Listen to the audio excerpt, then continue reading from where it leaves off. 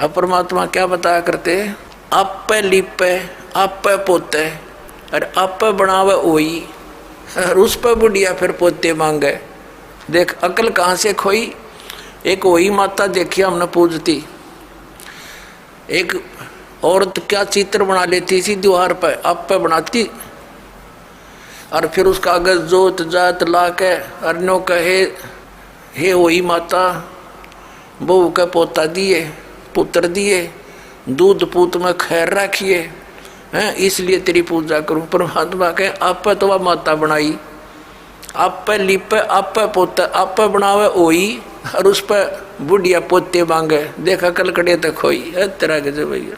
परमात्मा क्या याद दिलाते हैं कि जाटी पूजे पीपल पूजे और सिर तुलसा के हो और दूध पूत में खैर राखिए न्यो पूजो हो तो जांडी पूजे और पीपल में पानी चढ़ावे और फिर तुलसी माता ने पूजे। और उनको किस लिए पूज रही हूं कि मेरे दूध पूत में खैर रखिए। बता अकल देखो हमारी। ये हमारे धर्म गुरुओं की गाइडलाइन थी, हमारे को ये शास्त्र विदिता का मनमान्य साधना करवा के सारे भूत बनवा दिए। फिर क्या बताते हैं परमात्मा, जीवित बाप के लट्ठम लट्ठा और मुए गंग पुचैया और जब आवे आसुज का महीना और वो कौवा बाप बनैया रे बोड़ी सी दुनिया। सतगुरु बिन कैसे सरिया। जैसे जीवित बाप के साथ तो खेचा तानी रखे नकम्मी आत्मा है, और मरने के बाद फिर उसकी गति के लिए चलेंगे कहाँ से। देखो पुण्यात्माओं, ये हमारे धर्म गुरु कहाँ से गति कराने लगते हैं मृत्यु के उपरांत। पहले तो यूँ कहेंगे कि अस्थि उठाओ और गंगा में प्रवाह कराओ, इसकी गति हो जाएगी। अच्छा क्या करते हैं, एक व्यक्ति नाम ना लेवा था, उसकी पत्नी ने नाम ले रखा था और वो वैसे उसका अपनी पत्नी को मना नहीं करता था, ज्ञान से बहुत कुछ परिचित भी था, लेकिन उसके सामने एक बात आती कि मेरा पिताजी की मृत्यु होगी और मैं यदि गंगा में अस्थि नहीं डालकर आया तो फिर मेरी आत्मा नहीं मानेगी, तो मैं इसलिए नाम नहीं लूं। एक दिन वो बता रही थी उसकी पत्नी कि मेरे तायसरे की मृत्यु होगी, यानी उसके ताऊ की, और वो लेकर गए उसकी अस्थियों को गंगा घाट पे। वहाँ बैठे वो पांडे और वहाँ इन्होंने अपने अक्षेत्र बांट रखे हैं कि ये मेरे क्षेत्र का, ये मेरे क्षेत्र का। जाते ही पूछ लेते कहाँ से आए जी, वो बता दिया जी ऐसे ऐसे सोनीपत से आए। अच्छा अच्छा आज तुम हमारे हो वो पकड़ ले गए।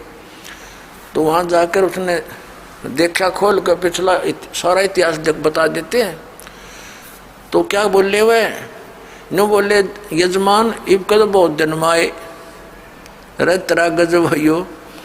अब उन्होंने कह रही थी कि वो बतावा था उसका पति कि मेरा माथा ठंड क्या किया दुश्मन तैनो बाट देखा हम रोज मरा इनो क्या इब कद बहुत जन्म आए गति करान।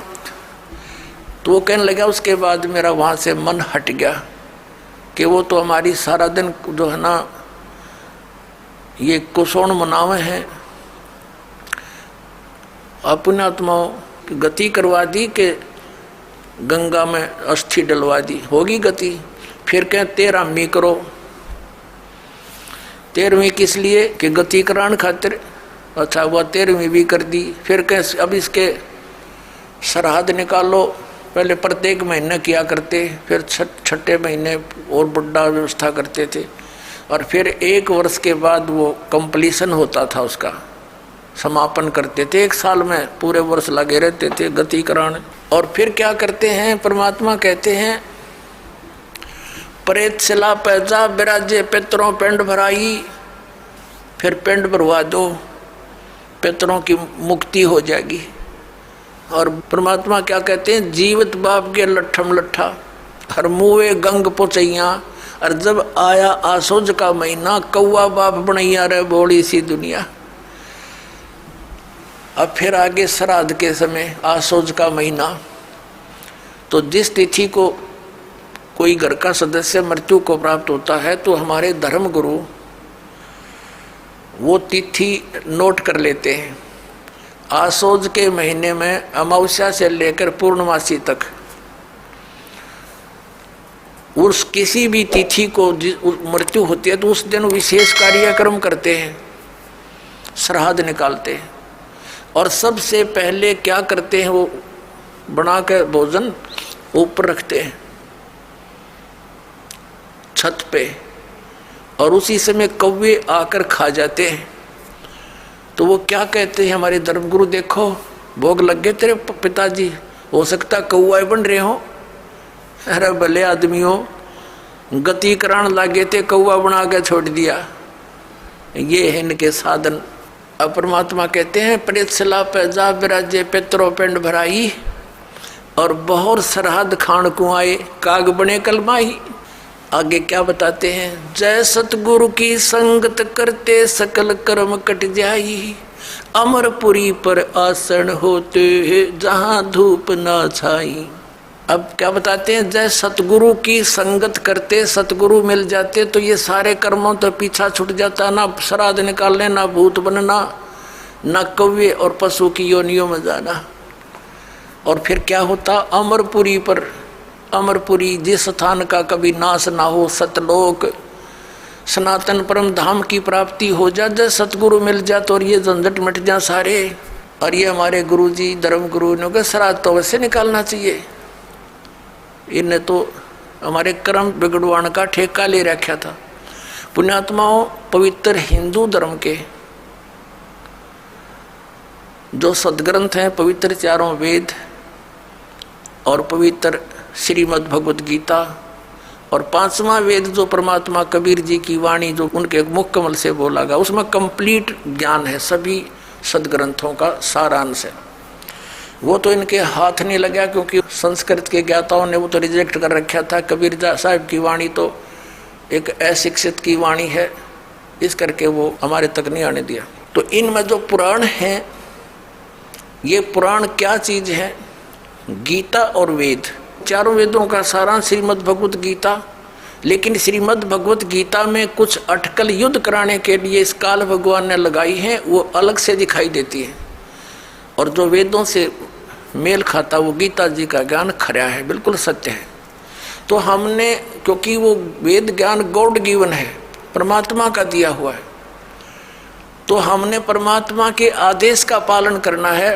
और पुराण क्या है, ये ब्रह्मा जी द्वारा दिया गया ज्ञान, ब्रह्मा जी से सुना, फिर कुछ अन्य ऋषियों ने किसी और से सुना हुआ ज्ञान, वो सब खिचड़ी बना के पुराण बना दी।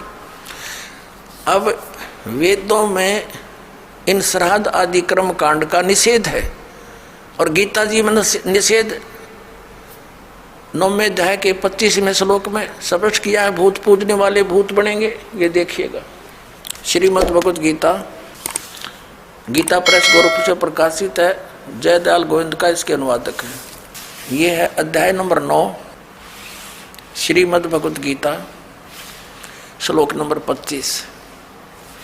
देवताओं को पूजने वाले देवताओं को प्राप्त होंगे, पितरों को पूजने वाले पितरों को प्राप्त होते हैं, और भूतों को पूजने वाले भूतों को प्राप्त होते हैं, और मेरा पूजन करने वाले मुझको ही प्राप्त होते हैं। अब ये श्राद्ध कितना आगे फिर, अब आपको दिखाते हैं झलक पुराणों में क्या लिखा है। एक मार्कंडेय पुराण है, एक रुचि नाम के ब्राह्मण थे, ऋषि, और उसने वेदों को समझा पढ़ा कि मनुष्य जीवन, ये ज्ञानी आत्मा थे कि मनुष्य जीवन केवल मोक्ष प्राप्ति के लिए प्राप्त होता है। इसलिए उसने ना तो विवाह कराया, ब्रह्मचारी पद पर रहते हुए 40 वर्ष की उम्र होगी थी, और अपना जंगल में वन में रहता था, कोई मकान झोंपड़ी भी नहीं डाल रखी थी। ये सोच करके मोक्ष प्राप्ति करानी है, और ना क्या संग्रह करना है, 2 दिन का जीवन है। अब वो वेदों अनुसार साधना कर रहा था, रुचि ऋषि, और उसके जो पिताजी, दादाजी, परदादाजी, चौथा दादाजी वो मर चुके थे, वह भूत बन रहे थे, और वह भी ऋषि थे, ब्राह्मण थे, उनने भी ये कर्मकांड करे और करवाए थे, तो भूता बनेंगे वह। तो वो चारों दिखाई दिए और कहा, बेटा तूने विवाह क्यों नहीं करवाया, विवाह करवा के तुम हमारा श्राद्ध करता हैं और हमारी गति हो जाती। अब रुचि कहने लगा कि पितामहो, वेद में तो ये मना कर रखा है, ये श्राद्ध श्रुद्ध निकालना, ये कर्म कांड करना, ये तो मूर्खों का मार्ग है। और वो पितर भी कहते हैं बेटा है तो ऐसा ही, इसमें कोई संदेह नहीं, मिथ्या नहीं है, सच्चाई है। लेकिन हमारा क्या होगा, अब तुम बाढ़ में जाओ, थारा क्या होगा, आप मरे, अरे पुत्र और मरवाने के लिए तैयार करे। या देखो मार्कंडेय पुराण, ये गीता प्रेस गोरखपुर से प्रकाशित है, ये गीता प्रेस गोरखपुर से प्रकाशित है। ये 242 पृष्ठ पे संक्षिप्त मार्कंडेय पुराण, रोच्य मुनि की उत्पत्ति कथा। मार्कंडेय जी कहते हैं कि ब्राह्मण, पूर्व काल की बात है, प्रजापति रुचि ममता और अहंकार से रहित इस पृथ्वी पर विचरते थे। उन्हें किसी से भय नहीं था, वे बहुत कम सोते थे। उन्होंने न तो अग्नि की स्थापना की थी, न अपने लिए घर ही बना रखा था। वे एक बार भोजन करते और बिना आश्रम के ही रहते थे। उन्हें सब प्रकार की आसक्तियों से रहित एवं मुनिवर्ती में रहते देख उनके पितरों ने उनसे कहा, ये देखिए चारों आगे भूत बन रहे, ये देखो ये रुचि ऋषि है, ये इनके पहले बने हुए वो पंडित जी सारे भूत पूज का भूत बन गए। अब ये दिख गए इसने सारे इकट्ठे। पितर बोले बेटा, विवाह स्वर्ग और अपवर्ग का हेतु होने के कारण एक पुण्यमय कार्य है। ये तो इन पितरों के वचन हैं, ये तो पितरों के वचन है जो अपनी सलाह दे रहे हैं। अब देखना, उसे तुमने क्यों नहीं किया। ग्रस्त पुरुष समस्त देवताओं, पितरों, ऋषियों और अतिथियों की पूजा करके पुण्यमय लोकों को प्राप्त करता है। वह सभा के उच्चारण से देवताओं को, शब्द से पितरों को तथा अन्नदान, बलि, वैष्णदेव आदि से भूत आदि प्राणियों एवं अतिथियों को उनका भाग समर्पित करता है। बेटा, हम ऐसा मानते हैं कि गृहस्थ आश्रम को स्वीकार न करने पर तुम्हें इस जीवन में क्लेश पर क्लेश उठाना पड़ेगा तथा मृत्यु के बाद और दूसरे जन्म में भी क्लेश ही भोगना पड़ेगा। रुचि ने कहा, पितरगण, परिग्रह मात्र ही अत्यंत दुख एवं पाप का कारण होता है तथा उसे मनुष्य की अधोगति होती है, उससे मनुष्य की अधोगति होती है। यही सोचकर मैंने पहले सित्री संग्रह नहीं किया। अब यहाँ देखो, पितर बोले बेटा, जितेंद्रिय होकर आत्मा का प्रक्षालन करना उचित है, किंतु तुम जिस मार्ग पर चल रहे हो वह मोक्ष मार्ग है। बता, इसने तो घटिया मान रहे मोक्ष मार्ग ने कि तुम जो कर्म कर रहे हो, जिस मार्ग पर चले तो मोक्ष मार्ग है। अरे हम बतावांगे पितृवर्ण का मार्ग। देखिए, रुचि ने पूछा, पितामहो, वेद में कर्म मार्ग को अविद्या कहा गया है, जो तुम सलाह दे रहे हो वो कर्म कांड, श्राद्ध श्रुद्ध निकालना, पितृ पूजना, वो तो मूर्खों का सलाह कही है। फिर क्यों आप लोग मुझे उस मार्ग में लगाते हैं। पितर भी कहते हैं, पितर बोले, यह सत्य है कि कर्म को अविद्या ही कहा गया है, इसमें तनिक भी मिथ्या नहीं। फिर थारा सिर बच गया, फिर क्या रह गया बता भाई। ये हमारे पुराणों में लिखा है।